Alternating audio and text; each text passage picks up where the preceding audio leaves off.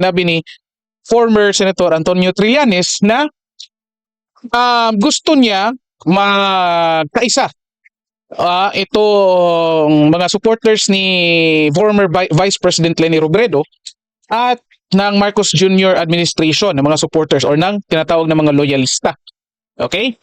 So, okay lang again kasi nga based sa history, mga ka-psychology, itong dalawang grupong to matagal nang nag-aaway. Even noong 2022, nung nagkampanya itong dalawang nasa video or nasa ito si Kiko at si Leni, palaging sinasabi nila na never again to Marcos kasi nga kurakot, kasi daw diktador, so lahat ng mga negatives sinasabi nila.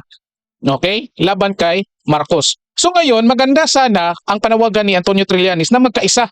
So ibig sabihin, mawawala na yung matagal ng alitan between dito sa mga kaalyado ng mga Aquino at ng Marcos. So magbabago sana yung history. Ang nagiging problema dito, mga ka-psychology, ay ang superordinate goal. Okay? Ano ang superordinate goal na sinabi ni Antonio Trillanes?